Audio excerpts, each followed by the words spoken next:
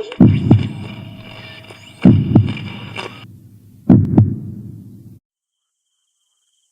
Buenas noches, comunidad. Estamos a unos cuantos meses, o tal vez días, de llegar a los primeros 1000 suscriptores.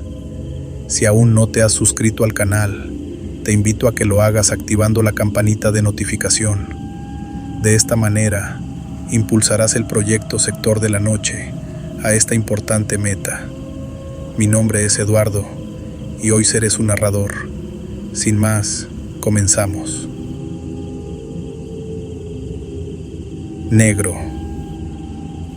Buenos días o noches. Antes de empezar, quiero mandar un saludo a toda la comunidad del Sector de la Noche. Cuando me enteré de que estabas buscando historias de veterinarios, no dude en escribirte esto que viví hace poco. Mi nombre es Elena y llevo cerca de 10 años atendiendo animalitos. Creí que nada del otro mundo podía pasar siendo veterinaria, pero me equivoqué bastante.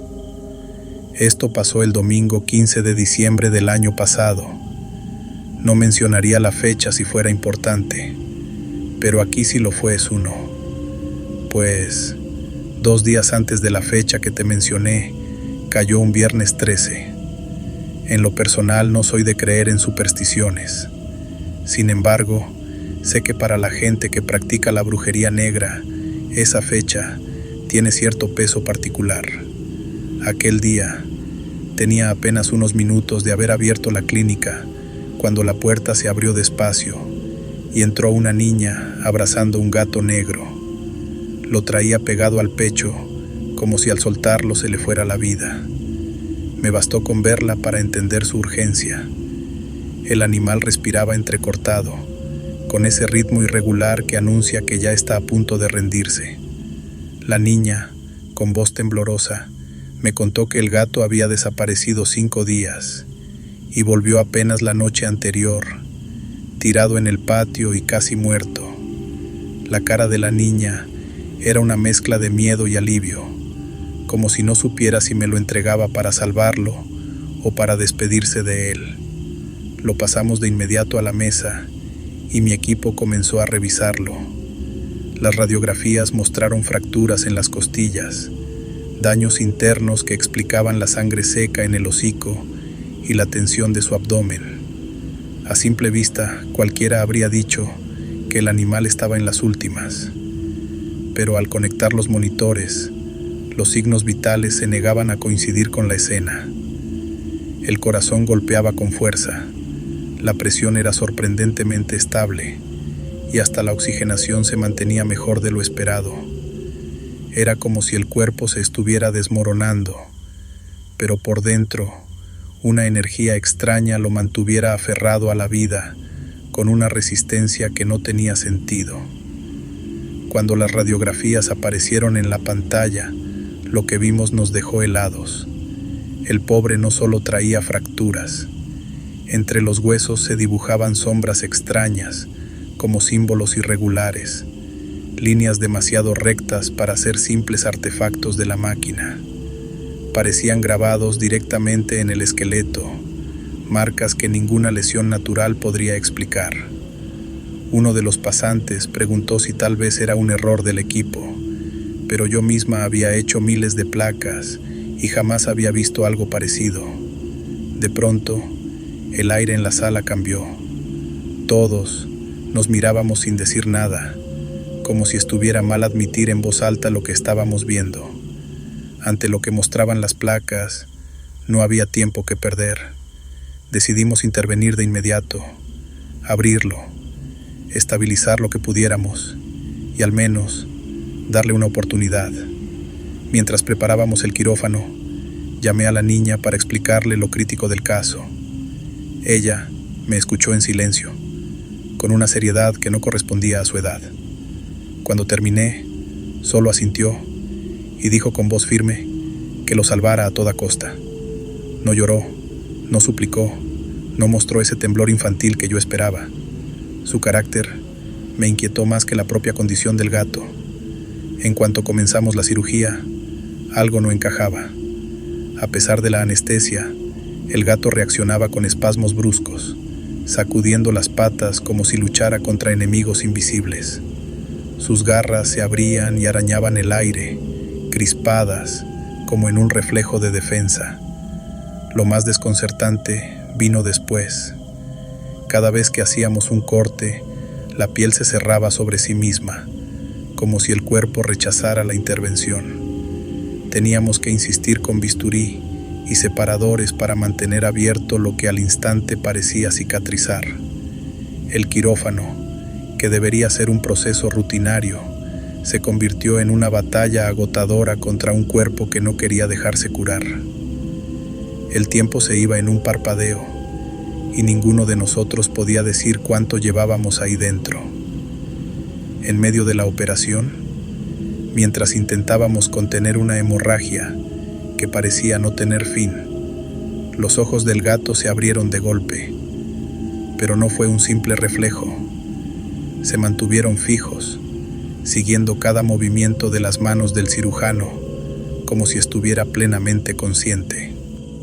El horror recorrió toda la sala. Evitábamos mirarlo, pero era imposible no sentir esa presencia clavada en nosotros. Fue entonces cuando uno de los asistentes, con voz baja y temblorosa, murmuró que, en ciertos rituales de brujería negra, preparaban gatos para resistir la muerte, para convertirlos en guardianes o sacrificios de resistencia.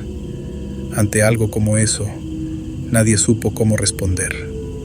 El silencio se volvió pesado y el aire del quirófano parecía cargarse de algo que no pertenecía a ese lugar. La directora de la clínica pidió que nos detuviéramos unos segundos. Tenía el rostro pálido bajo la mascarilla y la mirada fija en el monitor que seguía marcando constantes demasiado fuertes para un cuerpo destrozado. Con voz baja, casi para sí misma, soltó la pregunta que todos, hasta ese momento, evitábamos hacer. Debíamos seguir adelante y tratar de salvarlo, o detenernos y denunciar lo que parecía un caso de magia negra. Nos miramos unos a otros, sin saber qué responder. La idea de estar colaborando, sin querer, en un crimen disfrazado de cirugía, nos helaba la sangre. ¿Y si en lugar de salvarlo, estábamos perpetuando algo que nunca debió pasar? De pronto, el gato comenzó a convulsionar con una violencia que nadie pudo contener. La mesa vibró tanto que varias pinzas y bisturís cayeron al suelo. Tuvimos que sujetarlo entre todos para evitar que se lastimara más. Fue entonces cuando lo vimos con claridad. Alrededor de la incisión, la piel mostraba cicatrices que no pertenecían a nuestra intervención. Eran viejas y múltiples, como si aquel cuerpo hubiera sido abierto una y otra vez antes de llegar a nuestras manos. Nadie lo dijo en voz alta, pero sé que todos pensamos lo mismo. No era la primera vez que alguien lo operaba, solo que, probablemente, las anteriores no habían sido con fines médicos. Optamos por detener la cirugía y concentrarnos en estabilizarlo antes de perderlo por completo. Hasta instantes, la niña seguía esperando con la misma calma inquietante. Uno de los médicos, aún con la voz entrecortada, sugirió que quizá lo correcto sería avisar a las autoridades. Mientras el resto vigilaba al gato, uno de los veterinarios se apartó con su celular en mano. Lo vi buscar en páginas de ocultismo y registros de brujería, imágenes de símbolos idénticos a los que aparecían en las radiografías, relatos de gatos negros usados en rituales por su supuesta resistencia al dolor y a la muerte. Pasaba la pantalla con el dedo. Cada hallazgo era más perturbador que el anterior. Cuando levantó la mirada, estaba aterrado. Las coincidencias con lo que teníamos en la mesa eran demasiado claras como para ignorarlas. Finalmente, acordamos salir y enfrentar a la niña. No podíamos seguir operando a ciegas sin saber qué había pasado en esos 5 días de ausencia. Antes de abrir la puerta, alguien murmuró que lo importante no era solo la salud del gato, sino entender qué lo había convertido en aquello. Necesitábamos escuchar la verdad de su propia boca, aunque temíamos lo que pudiera decirnos. Al abrir la puerta hacia la sala de espera, nos quedamos perplejos. La silla donde había estado la niña ahora estaba vacía. No había rastro de ella, ni del supuesto acompañante que dijo haberla dejado. Revisamos pasillos y preguntamos a la recepcionista, pero nadie había visto cómo se marchó. Era como si se hubiera desvanecido en el aire, dejándonos solos con el gato y con preguntas que ya nadie parecía poder responder. Nos quedamos de pie en medio del pasillo. La idea que tuvimos tuvo todavía más peso. Tal vez la niña no era víctima, sino parte del ritual. Mientras ese pensamiento nos calaba hasta los huesos, el gato en la camilla abrió los ojos otra vez. Nos observaba con una calma imposible, como si entendiera cada uno de nuestros miedos. Resistió de una manera que ningún otro animal habría logrado, hasta que, 24 horas después, finalmente murió. Incluso en su muerte, dejó una marca. Había sobrevivido más tiempo del que cualquier registro médico hubiera podido explicar. Ese ha sido el único caso que hasta la fecha no logró encontrarle una lógica. ¿La niña era una bruja con apariencia de ser alguien menor? Por loco que parezca, es la versión que a mí me hace más sentido.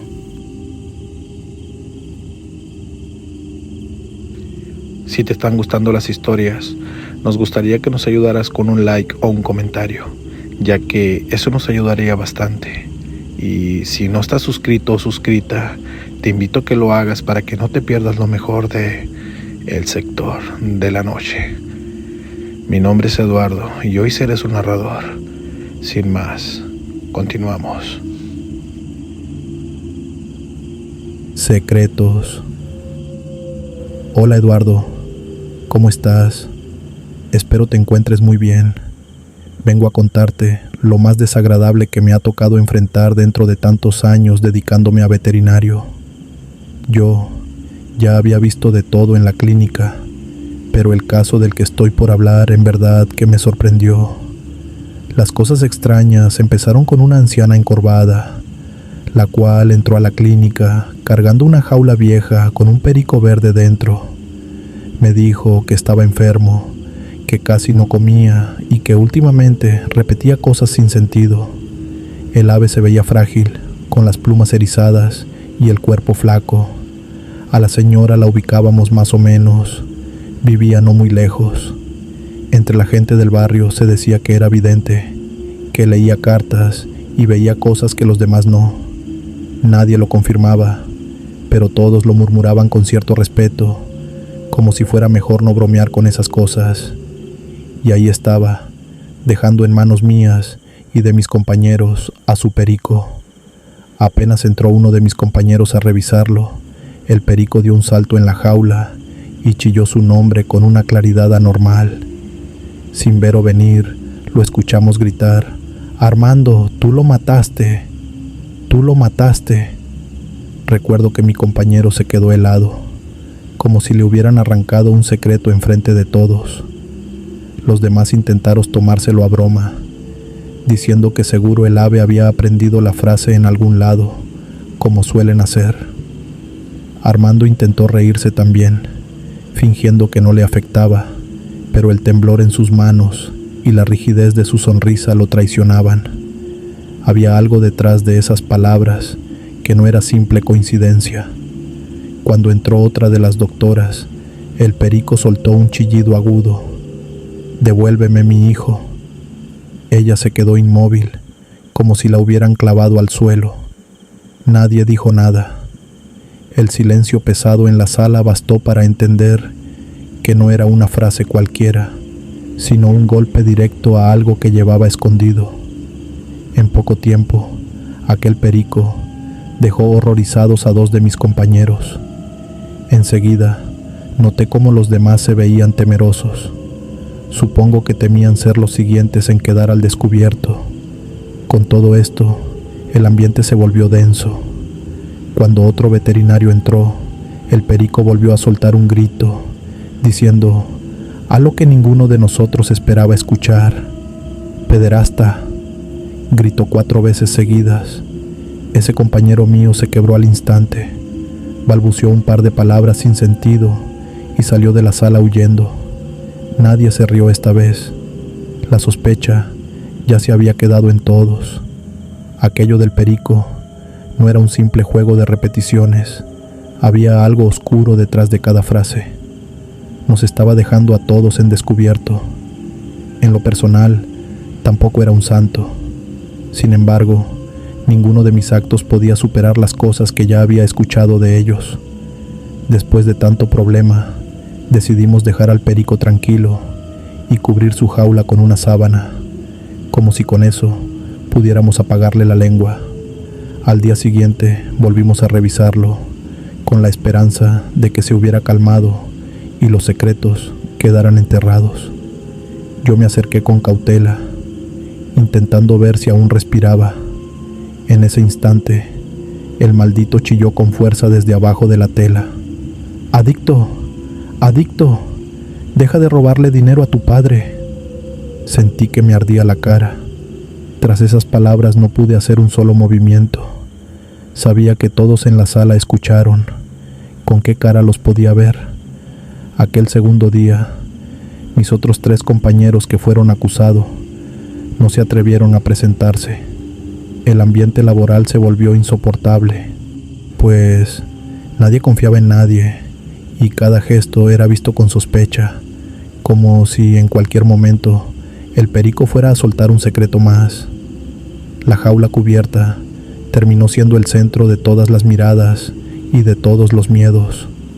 Las charlas habituales se convirtieron en discusiones tensas y las bromas de siempre se transformaron en acusaciones disfrazadas.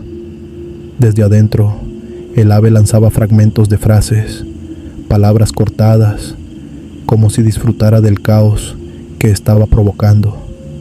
Otro de mis compañeros, ya harto de la tensión, sugirió que durmiéramos al animal para que de una vez dejara de hablar. Algunos se negaron, diciendo que sería antiético. La discusión subió de tono. En los días siguientes, la cosa empeoró. Cada miembro del equipo que entraba a la sala seguía recibiendo su dosis de veneno. Abortos, infidelidades y más delitos. El perico lo soltaba todo, con esa voz chillona que ya nos tenía fastidiados. Las miradas entre nosotros se volvieron duras, frías, y las conversaciones cada vez más cortas. Cada quien hacía su trabajo, evitando cruzarse demasiado con los demás, como si el simple roce pudiera revelar algo más. El perico había quebrado la confianza del equipo en 1000 pedazos. Yo ya no aguantaba más. Una tarde entré solo a la sala. Apenas me vio, comenzó a repetir mi nombre una y otra vez, como un martillo golpeando en el mismo lugar. Sentí que me temblaban las manos, así que tomé la decisión. Preparé la anestesia y se la apliqué, viendo cómo poco a poco el maldito silencio volvía a la jaula. Llevé la jaula hasta la entrada y le expliqué a la anciana que habíamos tenido que dormir al ave para evitarle sufrimiento. Ella no se sorprendió, al contrario, sonrió con una calma que me incomodó. Me dijo que ya sabía lo que iba a pasar, que no era el primero, ni sería el último. Confesó que había dejado varios pericos en distintos lugares donde los secretos más grotescos abundaban, porque tarde o temprano la verdad siempre sale a flote. Después se marchó despacio, con esa tranquilidad de quien cumple un propósito. En la clínica, en cambio, nada volvió a ser igual. Los médicos ya no confiábamos entre nosotros, nos evitábamos en los pasillos y trabajábamos con una distancia fría. El perico ya no estaba, pero sus gritos seguían flotando en cada rincón, recordándonos que había cosas imposibles de enterrar y mantener por siempre en secreto.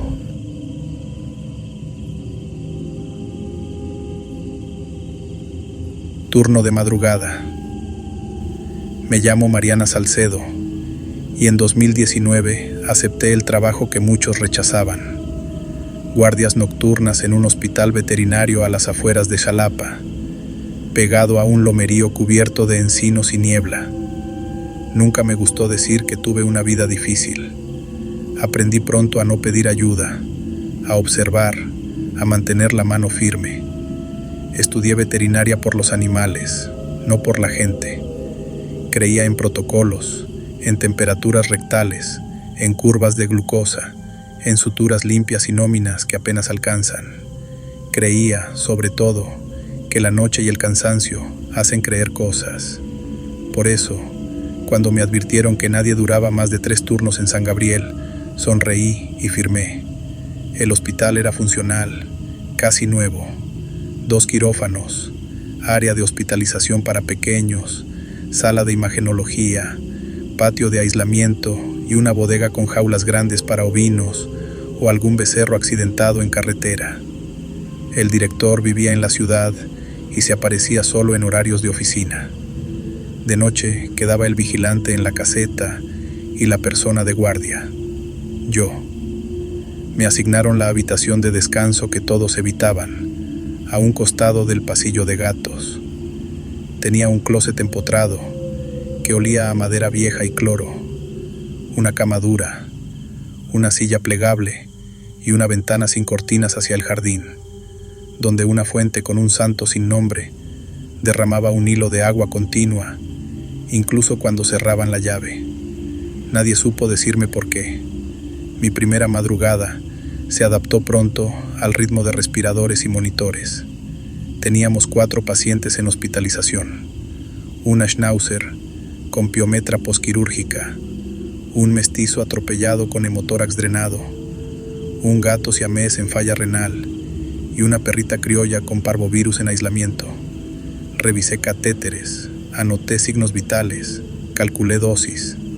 A medianoche, el vigilante me trajo café en un vaso de unicel y me dijo sin mirarme: si escucha que alguien entra por la bodega, no vaya. Pensé que era una broma para novatos. A la 1:10, en el monitor del siamés, la línea de frecuencia cardíaca marcó un pico y luego volvió a su rango. El gato abrió los ojos de golpe, clavó la mirada en la puerta cerrada, arqueó el lomo y bufó hacia un punto del aire. A los segundos, la schnauzer hizo un gemido profundo, de dolor que no correspondía a su analgésico. Revisé bombas de infusión. Todo estaba en orden. El aire cambió antes de que yo lo entendiera. No fue frío, fue un olor. No a amonio, no a clorexidina, tampoco a sangre. Era el olor hondo y dulzón de un establo húmedo, ese que se queda en la ropa cuando visitas un corral mal ventilado. Cerré la puerta de aislamiento por reflejo, aunque no tenía sentido. Entonces, de la bodega al fondo, llegó un sonido leve de metal sobre concreto, como si una arandela rodara y se detuviera. No había nadie. Toqué el intercomunicador de la caseta, sin línea. El siamés dejó de bufar, se encogió, metió la cabeza bajo la manta térmica y ronroneó con un tono bajo que nunca había escuchado, más parecido a un zumbido que a un ronroneo. El monitor del mestizo, en la otra sala, echó a andar una alarma silenciosa. Frecuencia respiratoria en descenso. Recorrí el pasillo. Las puertas de hospitalización para perros y gatos estaban entreabiertas como yo las había dejado. En el cuarto de perros, el mestizo respiraba con esfuerzo, pero lo inquietante era su mirada. No me veía a mí. Miraba al rincón donde se apilaban las sábanas limpias. Me acerqué con el estetoscopio y, al apoyar la campana, sentí un golpe seco en la sien, como un eco interior. No fue dolor, fue un tac que me dejó aturdida. Retiré la campana. El tac sucedió otra vez, pero ahora a mi espalda, contra el vidrio de la ventana. Volteé. Afuera, la fuente, la sombra del santo y la hierba baja moviéndose con un viento que adentro no se sentía. La respiración del mestizo se estabilizó sola. Apagué la alarma. Anoté la hora. A la 1:40, el intermitente de la lámpara del patio de aislamiento parpadeó 3 veces, se quedó fija y luego se apagó. Entré con bata, cubrebocas y botas de goma. La perrita con parvo dormía con los músculos tensos, como lista para correr. Hice una prueba absurda. Dije su nombre en voz baja para medir su respuesta. Movió apenas las pestañas. En la esquina, junto al drenaje del cuarto, una huella redonda oscura que parecía humedad. Le pasé un papel. Se manchó de marrón, olor a tierra negra con estiércol viejo. No tenía sentido que hubiera eso dentro de un aislamiento recién desinfectado. Regresé a la estación de enfermería y abrí el closet para sacar más gasas.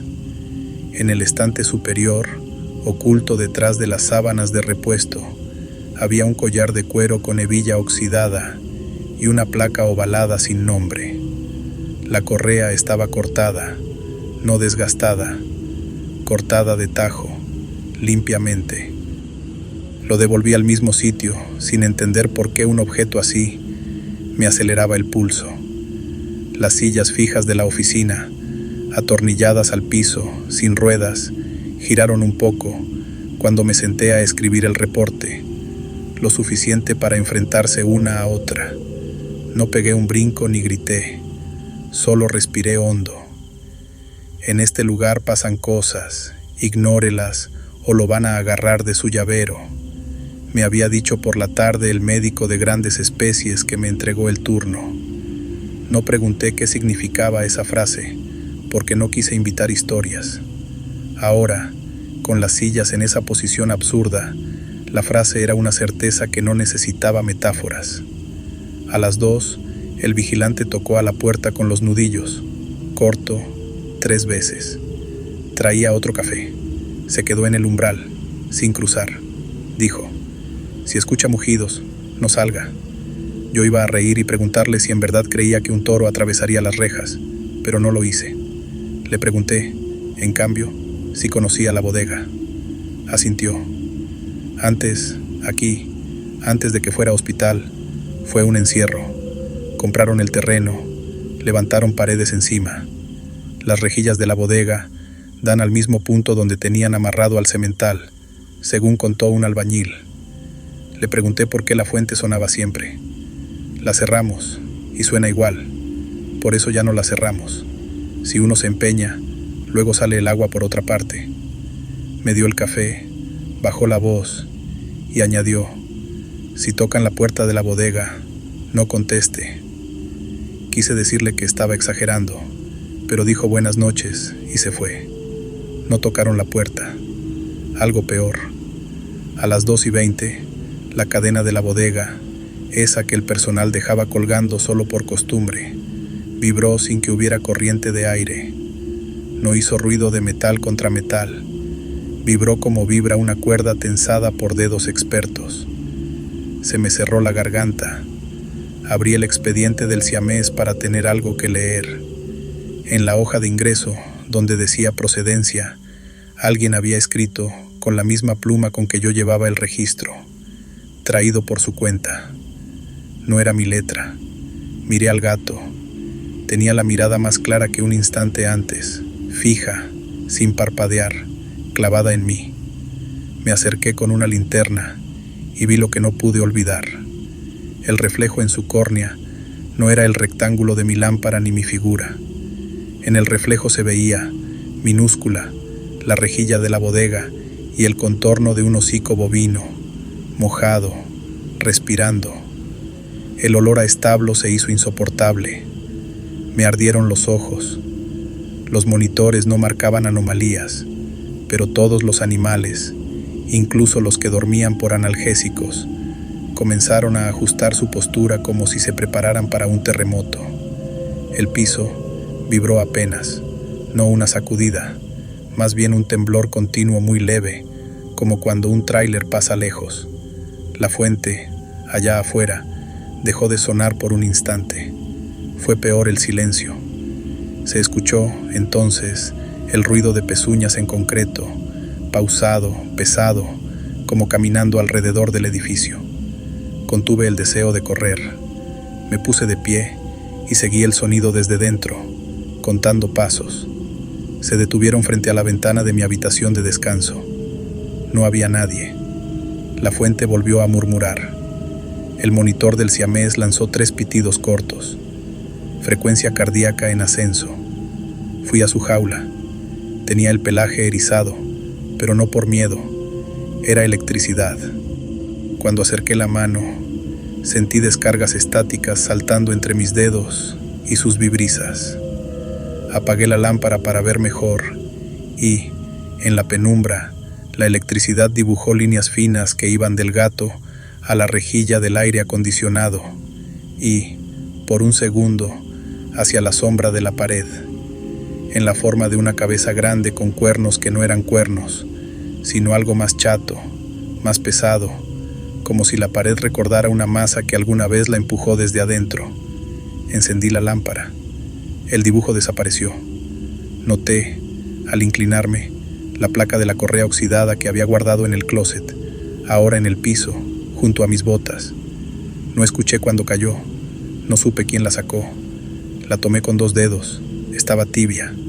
No recé, no supe rezar. Hice lo que sí sabía.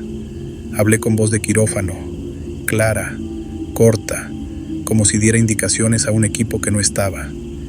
Dije que yo estaba ahí para cuidar y que no iba a abrir ninguna bodega ni a llevarme nada que no fuera mío. Dije el nombre de cada paciente y su diagnóstico como si eso fuera una contraseña. Dije mi nombre. En el patio, algo golpeó la base de la fuente y el agua se estancó un segundo antes de volver a correr. El olor a establo se fue retirando sin irse del todo, como un humo que encuentra rendijas. Los monitores estabilizaron sus líneas. El gato, agotado, cerró los ojos. A las 4:30, la temperatura del edificio subió un par de grados, como cuando amanece sin sol. El vigilante me trajo pan. Me miró las manos. Notó la correa. No la toqué más. La dejé en el escritorio, y cuando él la vio, dijo que ese tipo de correas ya no se usaban, que eran de hace décadas. Quise decirle que alguien la había puesto sobre mis botas, pero callé. A las 6, entregué el turno con un reporte clínico impecable y sin mencionar nada de lo demás. Dormí en casa por 2 horas, con el olor a establo aún en el pelo. Soñé con una bodega sin puertas, abierta a un terreno enlodado, donde respiraba una cosa inmensa, atada con nada. Volví la noche siguiente y la siguiente. No me fui. Aprendí a dejar una gasa limpia junto a la ventana del cuarto, para encontrarla húmeda a medianoche y saber que aquello estaba de ronda. Aprendí a no abrir el closet si escuchaba la cadena vibrar. Aprendí a llamar en voz baja a los pacientes por su nombre a la 1:20 en punto, porque descubrí que eso los calmaba. Me acostumbré a la fuente que no cierra, a los reflejos donde no salgo yo, a un lugar construido encima de otro lugar que no se dejó del todo. Los animales se recuperan o mueren, y mi trabajo es estar cuando pasa una cosa o la otra. Lo demás no lo puedo explicar sin que me miren con lástima o con miedo. Cuando el director me preguntó por qué seguía de guardia, si a todos les pesa la noche, le respondí la verdad, porque aquí, en San Gabriel, por primera vez entendí que hay vidas que no vemos, y no son fantasmas de gente, sino de trabajos viejos, de usos y ritos que se quedan pegados a un suelo. No me paga por decir eso, me paga por calcular dosis, por cambiar un vendaje sin contaminarlo, por decidir cuándo dejar ir. Lo hago con la certeza de esos pasos de pezuña que vuelven de madrugada, dando la vuelta al edificio para recordar que cuidamos criaturas pequeñas sobre huellas que fueron grandes.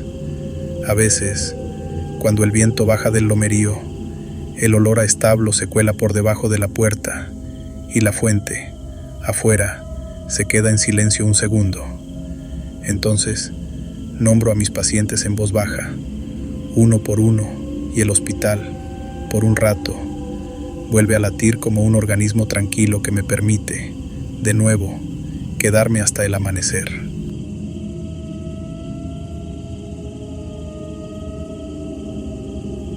Ataque.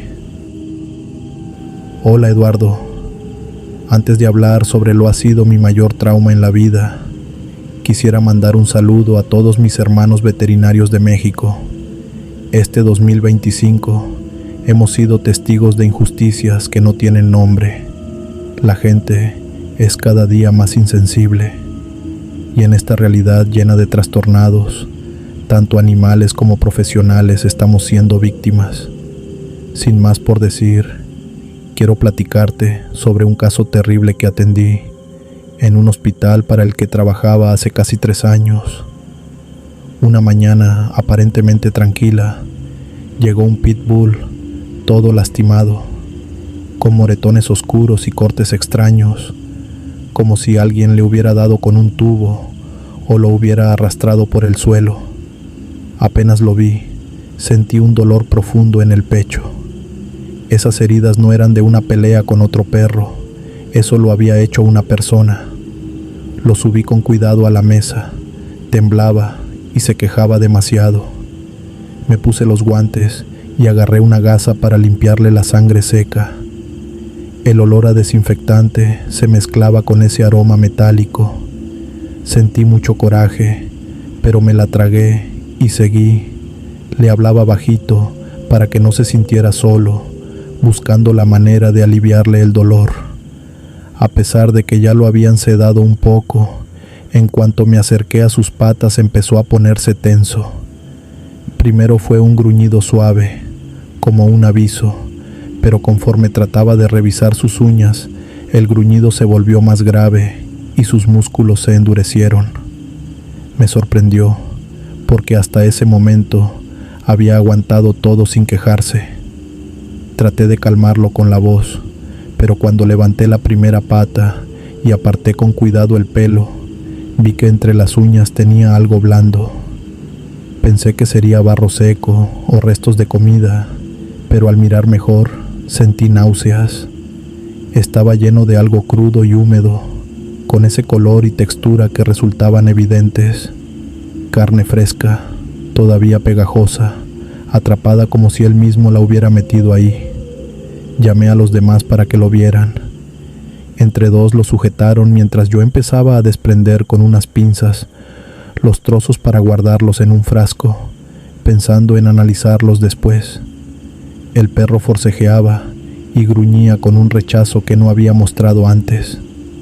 Justo cuando logré sacar un pedazo más grande, algo en él cambió de forma drástica. Abrió los ojos de golpe y con una fuerza brutal se liberó de las manos que lo sujetaban. No tuve tiempo de reaccionar. Se me fue encima directo al cuello. Como un reflejo, alcé los brazos para cubrirme, y fue lo único que me salvó de sentir sus dientes en la garganta. Mordió con una furia descontrolada. Una y otra vez sentí el calor de mi propia sangre en mis brazos.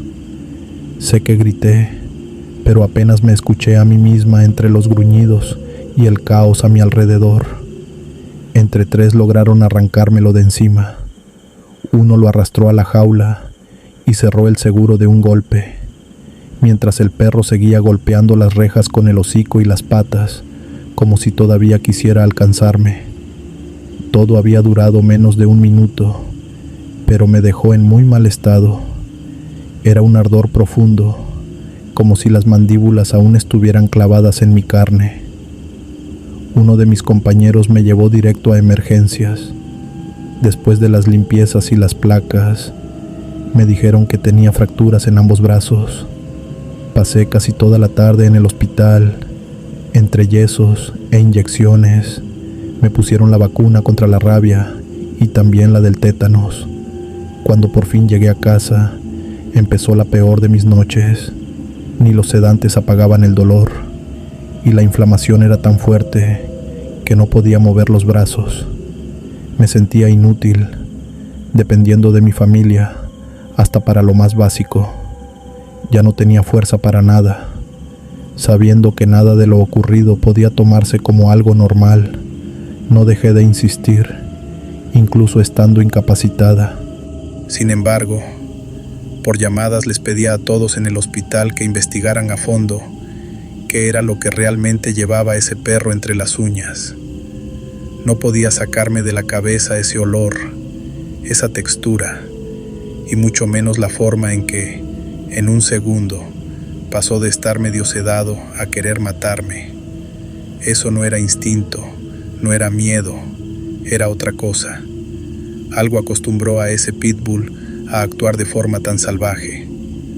Tras varios días de investigación, uno de mis compañeros apareció en la puerta de mi casa.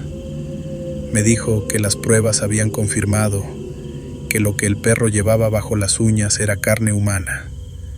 Aunque fue algo que ya sospechaba, esta confirmación me dejó sin palabras. No tenía ni idea de dónde provenía. El animal había sido encontrado solo, y hasta ese momento no había rastro de ningún cuerpo. Desde entonces, desarrollé un miedo que nunca había sentido. No podía pasar junto a un perro sin que el corazón se me acelerara, y por las noches los sueños me atrapaban. A veces revivía el ataque, otras corría por pasillos interminables mientras decenas de ellos me perseguían, gruñendo, con la intención de arrancarme a pedazos. Lo peor era despertar sudando, con la sensación de los colmillos clavados en mi piel. Siempre me hacía la misma pregunta desagradable, por la carne que encontraron bajo sus uñas. ¿Había sido ese perro el causante de una muerte? Nadie lo sabía, y la falta de respuestas solo traía incertidumbre. Un par de semanas después, me llamaron para contarme que había llegado otro caso igual. Otro perro maltratado, con carne atrapada bajo las uñas. Quienes lo rescataron dijeron que lo habían encontrado a mitad de un maizal, comiendo de una bolsa de plástico rota, llena de algo que no quisieron describir demasiado. No sabían quién lo había dejado ahí, pero la idea empezó a tomar forma. Nada era coincidencia. Alguien estaba alimentando a los perros por las noches con los restos de sus víctimas. Y en cuanto a las heridas de ambos animales, ahora creían que no eran producto de maltrato común. Probablemente se las había hecho el mismo criminal, al intentar defenderse de las jaurías hambrientas que él mismo había creado. Por si alguien se lo está preguntando, todo esto ocurrió en Estado de México. A pesar de las sesiones con la psicóloga, mi fobia no mejoró como lo deseaba. Podía hablar del tema, entenderlo, hasta repetir 1000 veces que no todos los perros eran iguales, pero bastaba ver uno a lo lejos para que el cuerpo me temblara y la respiración se me cortara.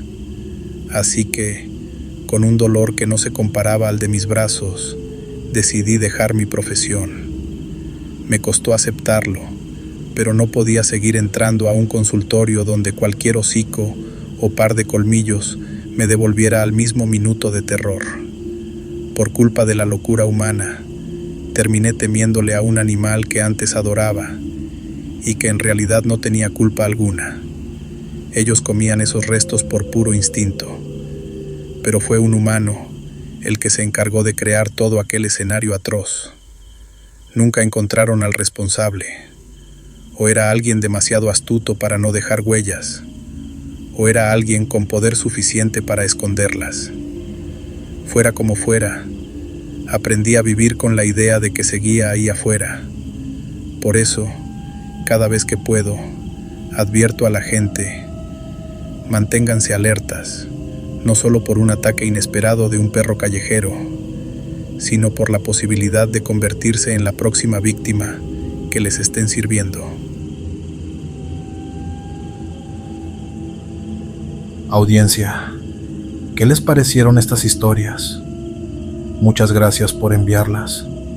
Y si quieres enviar la tuya, si quieres que tu voz también se escuche, mándanos tu relato al correo que está en la descripción. Y familia, no olviden dejar su like, y si aún no están suscritos, o suscritas, suscríbanse al Sector de la Noche, donde podrán sintonizar los mejores relatos de terror. Aquí, la oscuridad siempre tiene algo que contar. Bueno, nos vemos pronto en un nuevo episodio. Dios los bendiga.